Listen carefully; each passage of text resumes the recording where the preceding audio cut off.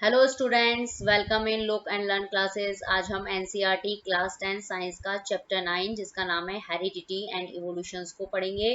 और वीडियो के इस पार्ट 9 के अंदर हम इवोल्यूशंस टॉपिक को ही कवर करेंगे, जिसके अंदर भी हम एक बहुत ही इंपॉर्टेंट टॉपिक जो हमारा रहेगा वो है मॉलिक्यूलर फाइलोजेनी। क्या होता है इसको समझेंगे। ओके, अब सबसे पहले समझते हैं इसका डेफिनेशंस। मतलब वो क्या होता है molecular phylogeny. The evolutionary relationship among different biological species is called phylogeny. मतलब जो मतलब अलग अलग तरह की जो स्पीशीज होती है ना, बायोलॉजिकल स्पीशीज, ओके, उनके बीच में क्या करना है कि इवोल्यूशनरी रिलेशनशिप्स के बेस के ऊपर उनको क्या करना है, सिस्टमेटिक अरेंज करना है, तो उसको कहते हैं हम फाइलोजेनी। ओके, मतलब इवोल्यूशनरी रिलेशनशिप्स के मतलब ये है कि मतलब कहने का मतलब ये है कि कौन सा एनिमल्स जो है वो पहले आया और इवोल्यूशंस के बेस पे, और कौन सा एनिमल्स जो है वो बाद के अंदर आया। मतलब ओके, किसका इवोल्यूशंस पहले हुआ है और किसका बाद में हुआ, और कौन सी स्पीशीज का करेंगे, बायोलॉजिकल स्पीशीज। मतलब बायोलॉजिकल स्पीशीज वो होती है जो रिप्रोड्यूस करने के अंदर क्या होती है, कैपेबल होती है। ओके, तो उनके बीच में हमें जो मतलब ऑर्गेनिजम्स के बीच में जो मतलब रिलेशनशिप मतलब क्या करनी है, बनानी है, लेकिन वो किसके बेस पे बनानी है, इवोल्यूशन के बेस पे। मतलब ओके, उसी को हम क्या कहते हैं, फाइलोजेनी कहते हैं उसको हम। It give rise to an evolutionary tree. जब हम उनको क्या करते हैं, इवोल्यूशंस के बेस के ऊपर एनिमल्स को क्या करते हैं, अरेंज करते हैं, तो हमें क्या मिलता है, उन ऑर्गेनिजम्स का क्या मिल जाता है, इवोल्यूशनरी ट्री जो होता है वो मिल जाता है। ओके, उसके अंदर हम ये देख लेते हैं उस इवोल्यूशनरी ट्री से कि मतलब कौन सा एनिमल्स जो है वो क्या है, एक दूसरे से क्लोजली रिलेटेड है, और कौन सा एनिमल्स जो है वो उनके बीच में मतलब इतना ज्यादा क्लोज रिलेशन नहीं है। तो ओके, तो इससे हम दो, अगर हमें ऑर्गेनिजम्स की स्टडी करनी है तो उसे हम कर सकते हैं। In molecular phylogeny these relationships are studied at the hereditary molecular level mainly using DNA sequences। अभी मैंने बताया था फाइलोजेनी क्या होता है, लेकिन अब नाम आया है मॉलिक्यूलर फाइलोजेनी। ओके, इसके अंदर भी क्या करते हैं हम, ऑर्गेनिजम्स जो होते हैं, डिफरेंट बायोलॉजिकल स्पीशीज जो होती है, उसके बीच में क्या करते हैं हम, इवोल्यूशनरी मतलब रिलेशनशिप को ही देखते हैं। ओके, और ये जो ये जो इवोल्यूशनरी रिलेशनशिप जो हम देखेंगे ना ऑर्गेनिजम्स के बीच में, लेकिन उसका बेस क्या होगा, हेरिडिटरी मॉलिक्यूलर लेवल पे लेवल का होगा। ओके, अब ये हेरिडिटरी मॉलिक्यूल्स क्या होते हैं, जो हम जानते हैं कि जो एक जनरेशन से दूसरी जनरेशन के अंदर जो करेक्टर्स जाते हैं, ओके, उसको हम कहते हैं हेरिडिटी। तो वो जो करेक्टर्स जाते हैं वो किसके थ्रू जाते हैं, डीएनए के थ्रू जाते हैं। ओके, तो मतलब जो ये मॉलिक्यूलर फाइलोजेनी जो है उसके अंदर हम ये देखेंगे कि मतलब दो जो ऑर्गेनिजम्स हैं, ओके, दो ऑर्गेनिजम्स के अंदर क्या है कि उनका जो डीएनए का जो सीक्वेंस जो है वो उसके उसके हिसाब से हम क्या करेंगे, दो ऑर्गेनिजम्स के बीच में इवोल्यूशनरी रिलेशनशिप को समझेंगे। ओके, इससे हमें पता चल जाएगा कि कौन सा एनिमल्स जो है मतलब एक दूसरे से क्लोजली रिलेटेड है या नहीं है। Okay, it involves the analysis of DNA compositions and gene comparisons between different species. इस मॉलिक्यूलर फाइलोजेनी के अंदर क्या करते हैं हम, किसी भी दो स्पीशीज की क्या करेंगे, उनका जो डीएनए कंपोजिशंस जो होता है, ओके, उनकी जो डीएनए की जो स्ट्रक्चर्स है और उनका जो जीन का कंपैरिजन जो है, ओके, किसी भी दो ऑर्गेनिजम्स के बीच में आपको क्या करना है, उनकी डीएनए की स्ट्रक्चर्स और उनका जो जीन जो होता है ना, उसकी स्ट्रक्चर्स जो होती है, उसके अंदर क्या करना है, उसका क्या करना है, आपको एनालिसिस करना है। ओके, इससे आपको पता चल जाएगा।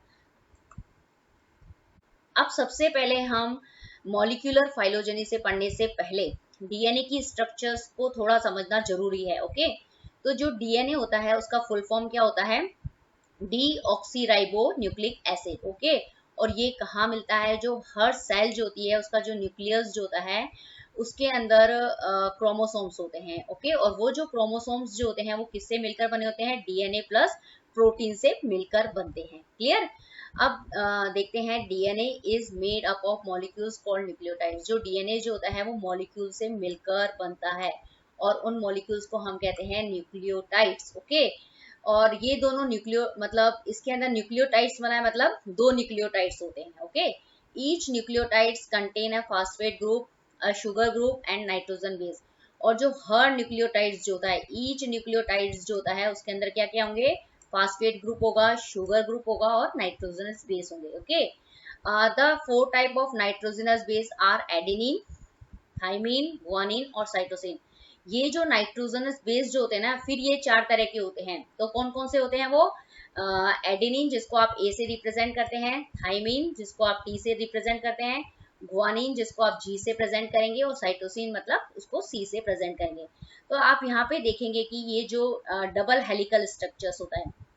अब ये जो आपको जो ये स्मॉल और ये जो मतलब लार्ज ब्लू कलर के जो बीड्स जो दिख रहे हैं वो किसको शो कर रहे हैं, फास्फेट ग्रुप और शुगर ग्रुप को शो कर रहे हैं। ओके, और ये जो मतलब क्या बना रहे हैं, किस तरह का स्ट्रक्चर्स बना रहे हैं, ये एक लैडर शेप का स्ट्रक्चर्स बना रहे हैं। जो लैडर की जो साइड्स जो होती है वो किससे बनती है, ये मतलब डार्क और लाइट जो ब्लू कलर के आपको बीड्स दिख रहे हैं उससे बन रही है।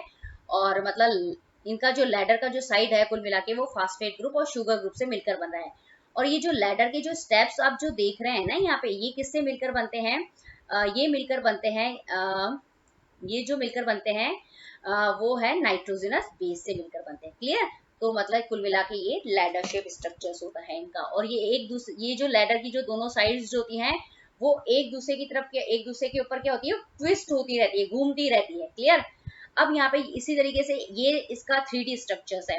अब इस तरीके से आप ये देखेंगे तो आप ये देखेंगे कि हमेशा जो एडेनी मतलब जो नाइट्रो मतलब ये हो गया, ये जो रेड कलर के जो आपको ये दिख रहे हैं ना, ये जो साइड में जो दिख रही है लैडर की जो साइज दिखती है वो किसकी बनी होती है, ये फास्फेट ग्रुप और शुगर की बनी होती है। क्लियर, और ये जो बीच में जो लैडर के स्टेप्स जो दिख रहे हैं ये जो होते हैं लैडर के स्टेप्स हैं, ये बनते हैं नाइट्रोजनस बेस से।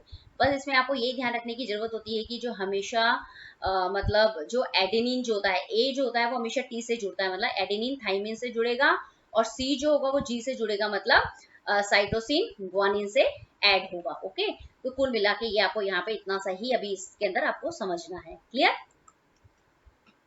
अब इसके कंसेप्ट को वापस से अच्छे से समझते हैं। मॉलिक्यूलर फाइलोजेनी के, it is based on the idea that change in DNA during reproduction are the basic event in evolution. मतलब ये जो मॉलिक्यूलर फाइलोजेनी जो होता है इसका जो कंसेप्ट जो होता है वो मतलब जब रिप्रोडक्शंस जो होता है ना, उसके अंदर रिप्रोडक्शन के दौरान क्या होता है, डीएनए के अंदर क्या होते हैं, चेंजेस होते हैं। तो इससे यही मतलब मेन कंसेप्ट है इसका कि इसी के ऊपर हमारी जो मॉलिक्यूलर फाइलोजेनी जो होती है ना वो डिपेंड करती है। क्यों, क्योंकि डीएनए के अंदर ड्यूरिंग रिप्रोडक्शन, चाहे वो सेक्सुअल रिप्रोडक्शन हो चाहे वो एसेक्सुअल रिप्रोडक्शन हो, उसके अंदर क्या होता है, वेरिएशंस तो आता ही आता है। वेरिएशन का मतलब उसके डीएनए के अंदर जो मतलब जो जेनेटिक मटेरियल जो डीएनए होता है वो क्या जाता है, पेरेंट से ऑफ स्प्रिंग में जाता है। ओके, तो पेरेंट से ऑफ स्प्रिंग में जाते जाते उसके डीएनए के अंदर क्या होते हैं, उसके अंदर उसका जो सीक्वेंस जो होता है ना उसके अंदर चेंज आता है। और उसी चेंजेस की वजह से क्या होता है कि नई स्पीशीज जो होती है वो फॉर्म्ड होती है। तो मतलब फॉर्म्ड होने का मतलब क्या होता है, इससे क्या होता है कि जो पुरानी स्पीशीज है और जो नई स्पीशीज है उसके डीएनए के सीक्वेंस, डीएनए का सीक्वेंस चेक करेंगे और फिर उसके बाद में उसका जो जीन का जो सीक्वेंस होता है वो चेक किया जाता है। और फिर उनके बीच में क्या होते हैं, इवोल्यूशनरी रिलेशनशिप जो होती है वो एस्टेब्लिश की जाती है। और उसको एस्टेब्लिश करना ही क्या कहलाता है, मॉलिक्यूलर फाइलोजेनी कहलाता है। It is very important. Okay, फिर हम क्या करते हैं, जब हमें मॉलिक्यूलर फाइलोजेनी हमने एस्टेब्लिश कर दी, उसके मतलब ट्री बना दिया हमने, मतलब ऑर्गेनिजम्स के बीच में हमने क्या बना दिया, इवोल्यूशनरी रिलेशनशिप एस्टेब्लिश करने के बाद में उनका एक ट्री बना दिया ऑर्गेनिजम्स का। फिर देखते हैं कि organisms which are more distantly related will accumulated greater difference in their DNA. फिर हम देखते हैं कि जो दो ऑर्गेनिजम्स हैं, ओके, यदि उनके बीच में उनकी जो डीएनए की जो स्ट्रक्चर्स होती है उनके अंदर यदि डिफरेंस बहुत ज्यादा आपको दिखाई दे रहा है, ग्रेटर डिफरेंस यदि एक्यूमुलेट होता है, एक्यूमुलेट का मतलब पाया जाता है, तो वो दोनों ऑर्गेनिजम्स जो होते हैं वो एक दूसरे के क्लोजली रिलेटेड नहीं होते हैं। ओके, इसी का अपोजिट यदि दो ऑर्गेनिजम्स के डीएनए के डिफरेंस मतलब यदि बहुत कम होगा तो वो एनिमल्स जो होंगे वो एक दूसरे के क्या होंगे, क्लोजली रिलेटेड होंगे। और इससे ये प्रूफ हो जाएगा कि ये जो ऑर्गेनिजम्स जो होंगे वो जो आगे जो नेक्स्ट जनरेशन आएगी उसके एंसेस्टर्स भी जो क्या होंगे वो हमें पता चल जाएंगे। ओके, इससे ये मतलब इफेक्ट मतलब फायदा होता है। Okay, clear. अब हम ये देख लेते हैं यहाँ पे कुछ ऑर्गेनिजम्स दिए गए हैं, उनके ऑर्गेनिजम्स के नाम दिए गए हैं और उनके डीएनए का सीक्वेंसेस दिया हुआ है। जैसे ये ह्यूमन है, ओके, फिर यहाँ पे चिंपैंजी, गोरिल्ला, कॉमन एंसेस्टर के क्या दिए गए हैं, मतलब ये 4 एनिमल्स दिए गए हैं, उनका डीएनए सीक्वेंस भी इनके सामने दिया गया है। ओके, तो अब हम देखेंगे कि जो ह्यूमन और चिंपैंजी जो है वो उनका जो डीएनए सीक्वेंस जो होता है, ओके, वो क्या होता है कि ज्यादा क्या करता है, एक मतलब इन दोनों का जो डीएनए सीक्वेंसेस में जो डिफरेंसेस जो है ना वो बहुत कम है। तो मतलब ये दोनों क्या है, एक दूसरे के क्या है, क्लोजली रिलेटेड है। ओके, लेकिन जब हम ह्यूमन और गोरिल्ला की बात करते हैं तो इसके जब डीएनए सीक्वेंसेस की जब हम कंपैरेटिवली स्टडी करेंगे तो हमें लगेगा कि चिंपैंजी के कंपैरिजन इन दोनों के जो डीएनए का जो सीक्वेंस है ना इनमें क्या है, डिफरेंस जो है वो ज्यादा है। तो इस तरीके से हम ये कह सकते हैं कि जो ह्यूमन और चिंपैंजी है वो एक दूसरे के क्लोज रिलेटेड हैं, लेकिन जो ह्यूमन है वो चिंपैंजी के कंपैरेटिवली गोरिल्ला के मतलब इतना रिलेटेड को मतलब रिलेटेड नहीं है। ओके, तो कहने का मतलब आपको ये सब क्या होगा कि ये जो आपने देखा ना ये डीएनए का सीक्वेंस, मतलब जो डीएनए के जो अंदर नाइट्रोजनस बेस जो होता है उसके सीक्वेंस से ये सब हमने क्या किया है, एनालिसिस किया है। ओके, फिर ये हमने देखा है कि मतलब फिर इसका जो ये कॉमन एंसेस्टर्स जो है ये क्या है सब, मतलब जो गोरिल्ला है, चिंपैंजी है, ह्यूमन है, वो एक ही इनका जो एंसेस्टर्स जो है वो कॉमन है,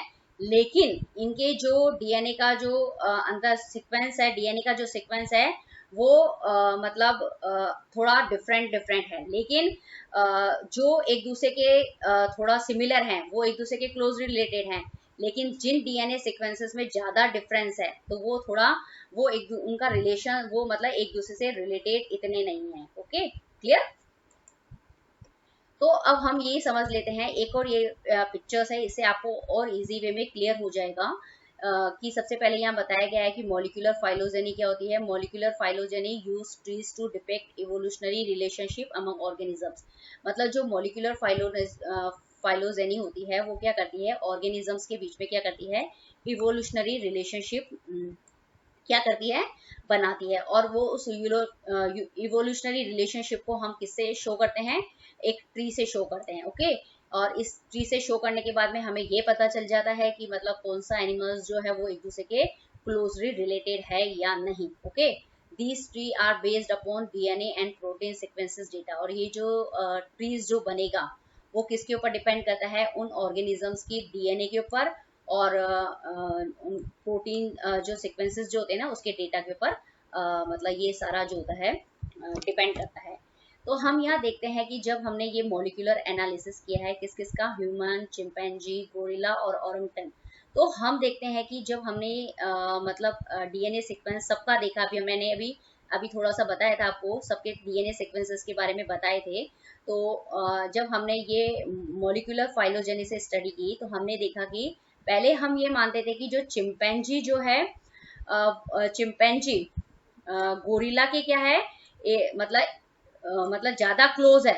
ओके, इनकी एक्सटर्नल फीचर्स को देखे ये दोनों क्या है, एप लाइक दिखते हैं। ओके, बंदर जैसे लगते हैं, मंकी जैसे स्ट्रक्चर्स लगती है। तो हमें ऐसा लगता था कि चिंपैंजी और गोरिल्ला जो है वो एक दूसरे के क्लोजली रिलेटेड है, लेकिन ऐसा नहीं है।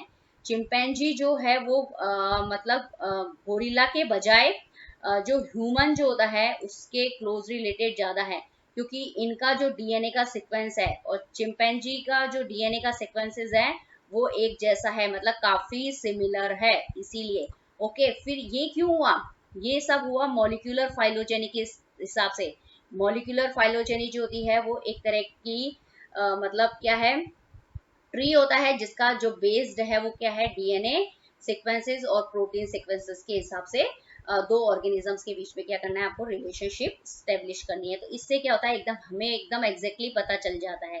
ओके, तो पहले तो हम क्या समझते थे, जब हमने मॉलिक्यूलर फाइलोजेनी नहीं होती थी, मतलब जब मतलब दो ऑर्गेनिजम्स के बीच में डीएनए का सीक्वेंस हो या उनके जो प्रोटीन का जो सीक्वेंस का, मतलब जब हम ये सब चीजें चेक नहीं करते थे, तो हम यही मानते थे कि जो ये chimpanzee, gorilla, orangutan separate from the human, मतलब ये तीनों जो चीजें हैं ना, मतलब ये जो एप्स जो हैं, कौन कौन से एप्स हैं, चिंपैंजी, गोरिल्ला, ओरंगटन, ये जो क्या है वो ह्यूमन से एकदम क्या है, अलग है। लेकिन ये ऐसा नहीं है, ये था जब हमने मॉलिक्यूलर फाइलोजेनी की स्टडी नहीं करी थी।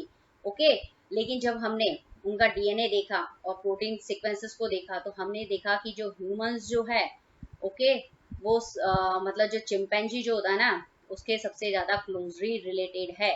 ओके, तो मतलब इसका कहने का मतलब ये है कि मॉलिक्यूलर फाइलोजेनी से आप क्या एस्टेब्लिश कर सकते हैं, किसी भी दो ऑर्गेनिजम्स के बीच में इवोल्यूशनरी रिलेशनशिप एस्टेब्लिश कर सकते हैं, उससे ये पता लगा सकते हैं कि कौन से दो एनिमल्स जो हैं वो एक दूसरे से क्लोजली रिलेटेड हैं या नहीं। Okay, thank you very much.